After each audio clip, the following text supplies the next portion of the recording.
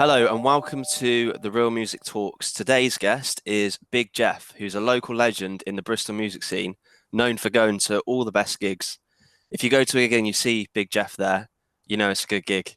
How you doing, Jeff? I'm all right, actually. I've been down in Plymouth for the best part of must be nearly 6 months, just since the second lockdown began. Really, I decided to move back. I decided to move into my parents for a bit, just to make sure that I had people around me. Yeah, I bet it's been quite difficult for a lot of people being so isolated. Mm. Um, but yeah, that's interesting. So how have you sort of coped with everything? I mean, obviously, like we haven't been able to go to gigs and stuff, you know. No, well, I've managed to somehow keep myself really busy. It's been like kind of in a weird way. It's been both good because it's given me time to reflect on things, or maybe certain things which I may have taken for granted, like going to all the shows and stuff. But then also it's allowed me to explore other avenues. And so, because obviously I've had the whole thing with like the art exhibition, which went viral, and just like, and then like last year I found myself, obviously I was streaming lots of shows, but I found myself, like starting like the Big Jeff chats, where I was chatting to kind of various musicians or people who worked within the industry that I kind of respected, and some of them were people which I was really good, which I was kind of friends with anyway. But there's one or two which I was like kind of which I was kind of excited and nervous because I've never actually spoken to them before. Um, and so I've just been lucky as if when I've had opportunities fall in my lap. Like I designed a T-shirt for the Exchange for their fundraiser. I've also did the album cover for the Independent Venue Week live record, um, and I've just designed a new range of merchandise for them, which I'm sporting on this mug. I love it. Which that all came from a tweet which I posted when I went to my last socially distanced show, which was in December. And basically, I said, because there's a whole thing about venues not being able to open the bars because of they can only serve alcohol with a substantial meal. So I basically just came up with the phrase "music is my substantial meal." I love that. No, Because that's a great phrase to live by. yeah, then the thing is, so you forget about like kind of how much the venues need the bars depend on like kind of alcohol revenue sort of thing. I mean, just to Definitely. get by, because like especially when you're looking at places like the size of the Louisiana or even smaller, they don't necessarily always make an awful lot of money from ticket sales, so they've got to bolster it up in whatever way they can. For Really. sure. Yeah, like hopefully we don't lose too many venues and everything does recover. Mm. So I wanted to ask you like how you first got into music, where did your journey sort of all stem from? Well, it's been something which has continuously been there all along, really. For me, I guess it was. I guess that um, I can't always pinpoint a precise time, but I guess it would have been when I was like a kind of toddler. I always knew that I kind of like liked music, so I either related it to like car journeys or kind of watching TV shows like on like MTV, or watching like Top of the Pops, for instance. And I think that a lot of it has. I mean, like I do relate to a lot of it, especially to like to the car journeys, because of whenever we went in the car, we always had various cassettes that we'd always play. So whether it be like the Beatles, the White Album, or like a kind of 70s, 80s disco R&B mixtape sort of thing. So, which would have stuff like African Bambaataa, Grace Jones, Mally Mel and the Furious Five, Curtis Blow, Grandmaster Flash, you know, all the kind of, I guess, the kind of the big name kind of early hip hop kind of stuff, really. And it's just always been around me and been quite diverse as well. Yeah, I was gonna say it's clear you're like into loads of different styles of music. Do you have like a favorite style of music, or is it pretty like, you're into everything? I'm pretty varied. I mean, like, for me, I'm into, for me, it's got a, I can't always explain it, but there's usually whenever you hear a song, within the first 5 to 10 seconds, you can tell whether you're going to like something, or you can pick up like a feel or human emotion, or you can pick up, um, like kind of sometimes so much information. Um, and for me, sometimes I like being surprised. I like like sometimes things catching me unaware. Um, and so I guess I have like kind of favorite genres like within like kind of post punk slash kind of hip hop sort of stuff, and like kind of all that kind of general kind of punk and alternative area really. But having said that, there's also lots of stuff which I like, which wouldn't necessarily sonically fall into that category. And you say like the first little start of the song is what draws you in. Yeah, What is it about that you hear that draws you in that time? Are you drawn to like the drums, the opening vocals? Like what is it that kind of catches your attention? there's always it's usually an energy which you can't necessarily. So sometimes yes, it's quite often the rhythm. Because I'm a drummer myself, and so that's always been a big draw. But it's got to have. I don't know quite how to put it into words, but it has an energy to it. So unless it's like kind of like sometimes if it's someone that I've seen play live, or like something which I've experienced emotionally, like there's a record which I really love called B1, which is like a really beautiful ambient piece, but it's all about the language of bees, and that's really beautiful because that's just like really subtle and really calming, and there's like kind of no kind of heavy rhythms in it. Apart from well, there is kind of rhythms in it, but it's not necessarily like per se. I put on like a record by per se. Just trying to think of someone who's got like really driving rhythms, like Idols, for instance. You know, it still doesn't devalue like the quality of the music whatsoever. It's all to do with like the emotional impact. Do you think that's what draws you into going to gigs and going to shows? Oh yeah, definitely. I mean, I think that going to going to shows has really helped me like kind of sometimes face emotional barriers. And the fact is that sometimes I'll go like, right, depending on what mood I was feeling as to what show I'd go to. So if I was feeling like kind of angry, I might find like a really good hardcore gig to go to vent my anger and my rage out with. If I'm feeling like kind of fragile, I'll find something which connects with me on that level. So whether it be like kind of temporary classical or whether it be like kind of alternative hip hop. And actually, whether it's an artist who specializes in confrontation or whether it's an artist who's more about, I guess, creating like kind of meditative atmospheres, really. I mean, I would also say that there's a number of artists which I'd classify as being punk, Mm. which don't play guitars, like More Mother, for instance. Um, and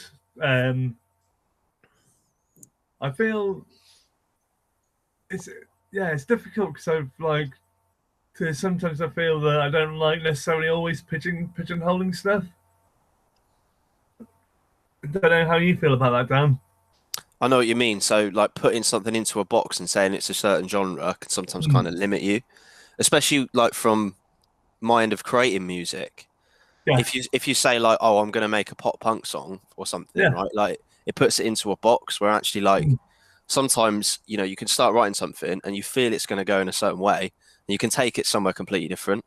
And Mm. I think that's kind of like the journey that you kind of have with the music, and pigeonholing something into a genre can sometimes stop that kind of discovery of Mm. like picking up something completely different and new.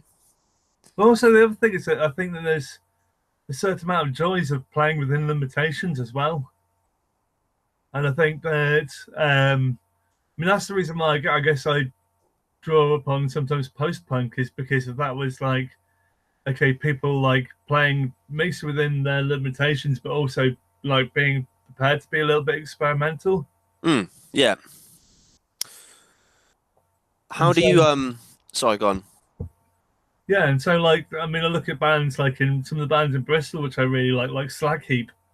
Slack Heap are a perfect example of a band who like kind of they create like I would describe it as like in a way which I hope doesn't come across as too detrimental. As like being like a joyous rackety ride because of like it's not polished. They're kind of they are a bit loose around the edges, but it's them. It's their personalities, and actually that's quite often what also shines through is if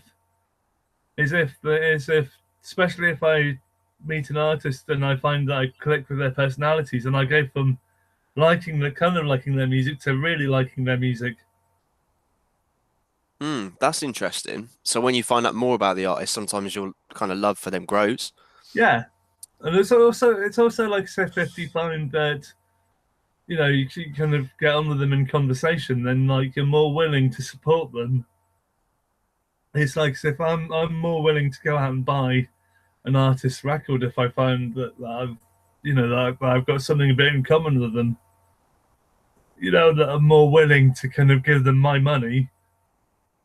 Because if I find out that they're not particularly nice people, then I'm completely then I'm not like willing to spend the money on them.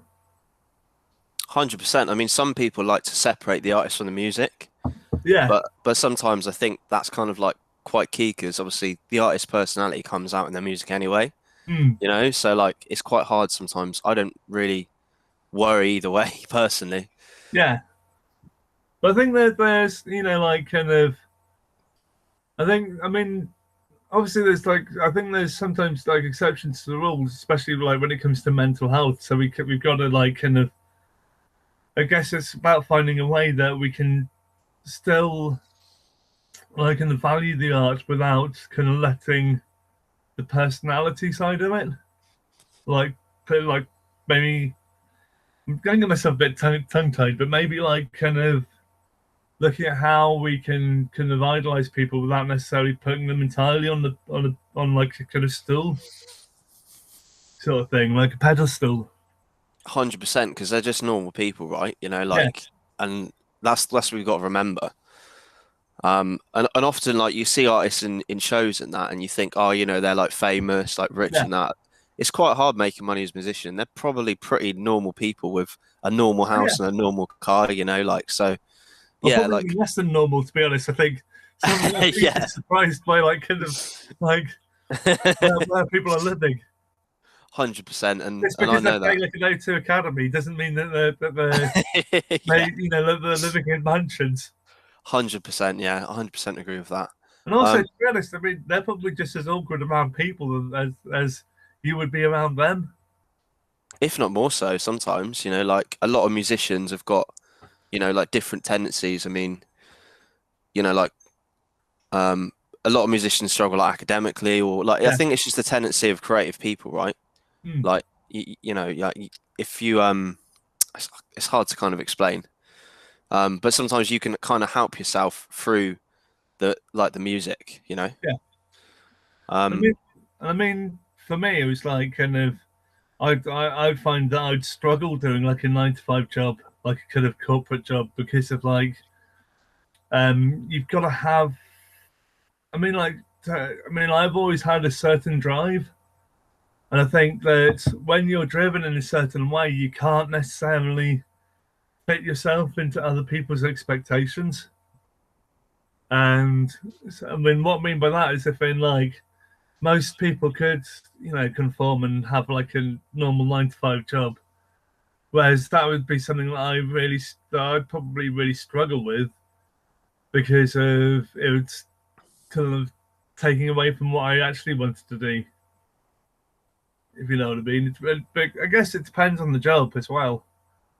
Because I'd probably find, some work really rewarding. Like if I was working with people and actually helping people to improve themselves, then yeah, I'd be actively involved with that because that's kind of what I care about. But whereas if it came to like doing like a kind of boring office job where all we were working for was just a paycheck, it's just like, no, that doesn't engage me. How do you support yourself financially? Like, so what sort of jobs have you done in the past, and have you had any struggles with that you can talk about? Oh yeah, I mean, like I struggled for a long time. I was on unemployment benefits for a long time, because I found it really difficult to find like a job which suited me. Um, I was with a arts organisation called Art and Power for a couple of years. I was employed by them, and that's only the only kind of real job that I've had, other than like kind of like occasionally working for my dad on like kind of build on like kind of working from home sort of thing. And I mean, I've been lucky as if, and I've had parents who've been able to support me, and not everyone has that. Um, and then more recently, there's the whole stuff with, I mean, like the whole Big Jeff John's art thing is just completely blown up, you know. And I'll admit that yeah, just so lucky. I'm the flukiest git on planet Earth. Let's talk a little bit about that then. So how did that sort of come about, and what are you doing with that now, and what's kind of the plan? Ooh, well, how that kind of came about, was purely that someone saw my artwork because I got given some materials from my gran. So I was just like, right, okay. I started getting into painting and started getting into like kind of into that kind of style of creativity. And my gran was a tapestry artist for many years, so she had lots of like kind of oil paints and like kind of all sorts of different high end, high quality, like kind of art materials. And so I was just like, I just asked for Christmas, can I be given, like maybe some paints or something? And so she did. And it was just one of the paintings which I did, which I posted up on Facebook, which I had a few people like kind of actually try and contact me because they wanted to buy it, but because I didn't know how to sell things, like because it's extremely difficult where if you're trying to force yourself to like kind of sell your own stuff, and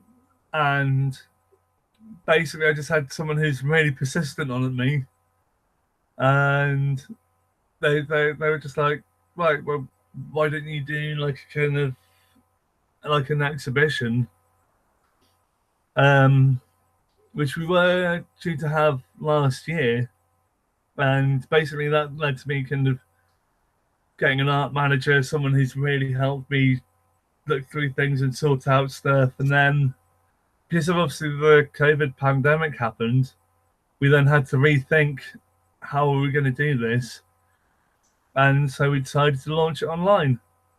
Just because people couldn't necessarily be there in person doesn't mean that they can still that they couldn't appreciate it, sort of thing.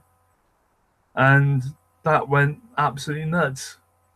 I mean, it was one of those things where I found myself being, kind of like I'll say that I'm really lucky because I've inadvertently found myself in the public eye about 3 or 4 times in the past few years, rightfully or wrongfully, depending on whatever other people's views are.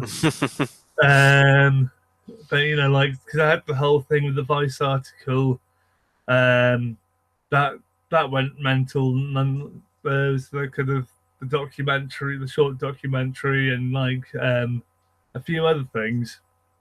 And so we knew we had a feeling it was either going to go one way or the other way, you know. So it was either going to be kind of like off to a flying start, or it was going to be like a fizzling dud.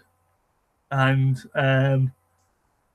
yeah, basically on the day that we launched, both mine and my art manager's phones basically went into meltdown. It was literally every couple of seconds, it was like every 10 seconds.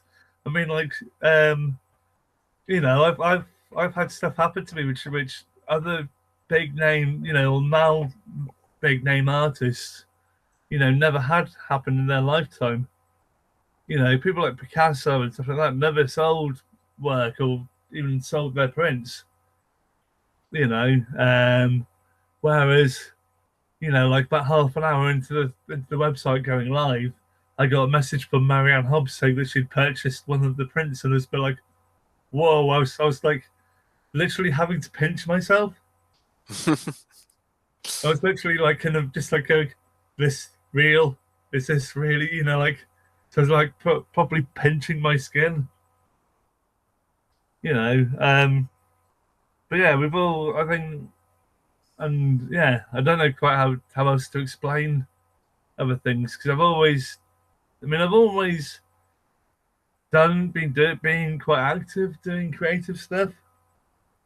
So it's like whether it's music or art related, like I volunteered with a couple of organisations. Like I used to volunteer with a group called Dance Voice, who are like a disabled movement therapy group, and that's, you know, if I was saying that if I was going to go down the line of work, that was the kind of area of work which I really enjoyed doing. So I got to make people smile. You know, like I would end up being physically shattered after a couple of hours. Well, it was really physically demanding, but it was great. I got to, like, I remember kind of going in there and like having really bad low self-esteem, and just the fact of being able to make one or two people like a grin, I was just like, I remember walking out feeling a lot happier. I mean, like, yeah, you know, I mean, like, I think that's how we've got to value humanity, really. 100%. And I think the thing that brings people together, you know, about music, that's like kind of where the magic is. It's bringing people together and having Yeah. those memories with each other, you know. And it's the same with the art. And I think the fact that you've built all these connections with people and all the friends over the years is going to help you out now. Oh You know, yeah, like a lot of the people are going to love the art and they're going to buy the art. So I've been so lucky in that sense because of, like, I think it just comes from, you know, like, I'm going to say, like, one of the bits of advice I'd say to people is that it doesn't hurt to be polite to people. I mean, okay, I mean, like, okay, the one time I was an asshole. The one or two times I was an asshole to people, and I'll open and admit that I was an asshole. One was to a band called Palladium, and they were doing a national tour, but they were also writing a tour diary for, like, I think it was like this, like the Guardian or something, and so that got me into trouble because of, and basically it was a show at the Louisiana. I mean, they were terrible. I mean, I'm not going to make any apologies for, like, to say that they were absolute shite, because they were. Um, but I ended up kind of doing bad impersonations of the guitarist Gurning whilst doing wanking sides. You know, right? And it's like, yeah, the sort of thing which we laugh about now, but at the time when you think about it, it's like kind of, it was slightly arrogant, you know. And I think that every now and again I need to be, you know, like, kind of I need to have people who'll ground me. You know, so whether it's family members, you know, who'll happily stick the pin in the ego cushion, or like, or even my friends. You know, I think that's what everyone needs. You know, we all need someone. You know, as much as I've had, you know, things kind of going off, and we can talk about successes, but we also need, I guess, people to keep me grounded. Um, yeah, and so I guess, yeah, I'm not quite sure how else to phrase that really. I think it makes sense. Just other people around you to kind of support you, you know. Yeah, Um, but yeah, yeah. it can be sort of tough with that. But you know, like having the friends and that around you is what everyone needs. So we're nearly out of time today, Jeff. It's been Oh lovely wow. speaking to you. I'm sorry. Time's flown by, hasn't it? Yeah, it really has, but it really has done. Is there anything else you want to leave our audience with? I mean, I'd say that basically that everyone needs help. I mean, I've had the support worker for the best part of 10 years, and I think that also learn to kind of love each other more, or find, you know, if there's any way that we can find a way to connect with each other, you know, because we're all going through difficult circumstances, you know. Go out and support your local scenes because like the venues are going to need it. Just like try and spread as much empathy as possible. I think that's great. Thanks very much for your time, Jeff. No Appreciate it. worries, Thanks dude. for watching, guys. Take Take care. it down.